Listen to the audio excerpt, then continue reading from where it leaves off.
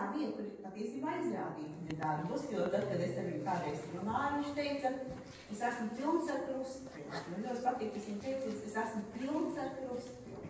Ja viņš ir dzimis te Veseļmuižā, un viņš teica, ka tad Latvijas valdība tajā brīdī bija Liepājā, tad viņš ar savu brēcienu ir ienācis Veseļmuižā, viņa liela daļa viņa dzīves ir pagājusi Krustpilī. Man arī jāsaka, ka Krustpils dzīve ir lielā mērā pagājusi tieši sadarbībā ar Laimonu Blumbergu. Jo tad, kad mēs atklājām mūsu vārtu torni, tas bija tāds milzīgs likās mūžs. Un patiesībā ilgi nebija jādomā, jo Laimons Blumbergs bija tas, kurš kopā ar savu kundzi Ritu atsaucās un šo pirmo izstādi vārtu tornī viņa arī sarīkoja, kas bija tāda pirmā iespaidīgākā, lielākā, visvairāk apmeklētā, jo cilvēkiem gribējās būt tornī, redzēt, kas tur notiek, kāds ir šīs telpas.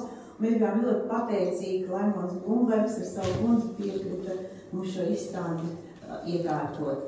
Man tiešām ir tas prieks, ka es esmu tikusies ar viņu savā dzīvē, un tīri tādās varbūt ne tikai izstāžu atklāšanās, bet arī tīri neformāli mēs esam braukuši vilcienā no Krustpils uz Rīgu. Un viņi ir stāstījuši par saviem ceļojumiem, par to, cik ļoti viņi gribēja sākt ceļot un kaut ko redzēt. Un viņiem bija vienalga, kādi ir tie apstākļi tajā braucienā, vai tas ir autobus, vai kādas ir tās visas sadzīviskā lieta, bet tā vēlme doties un redzēt, tā bija apbrīnojama.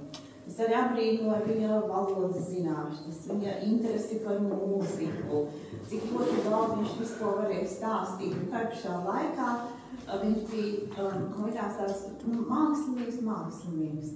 Jo tad, kad mums bija viena konference, es aizbraucu uzrunāju viņu uz Laukazeri, viņš nevarētu šajā konferencē uzstāties. Un pirmais, ko viņš man likās, ka tur parasti sievietes tā kā starp, bet viņam bija pirmais jautājums, ko es tilpšu?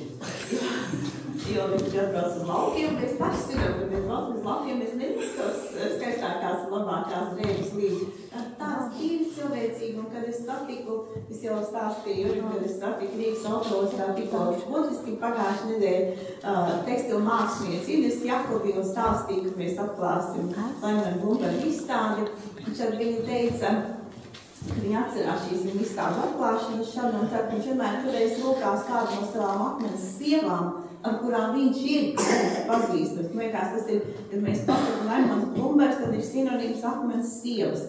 Izstādes atklāšanā viņš ir bieži turējis rokā kādu no šīm sievām un laudīs un stāstīs, un arī tādā stāstā par sevi.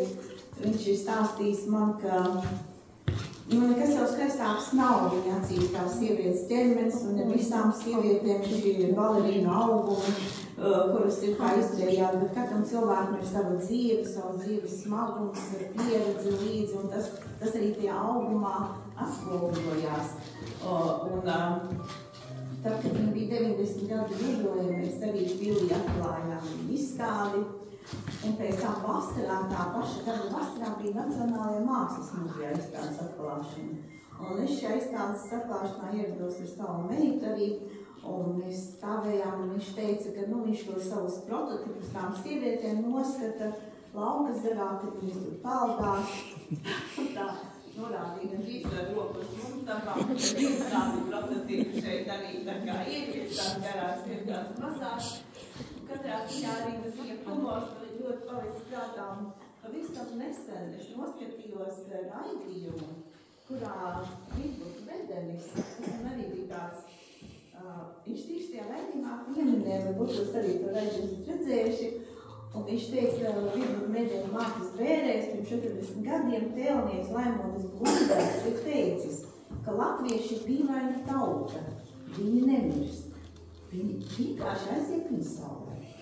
Un patiesībā skatoties uz šiem darbiem, ka mēs liekām, ka viņš te dzīvo. Viņš jau dzīvo ne tikai muzejā, kā kolēģis mums teica, bet viņa darbi mūsu pilsētā dzīvo.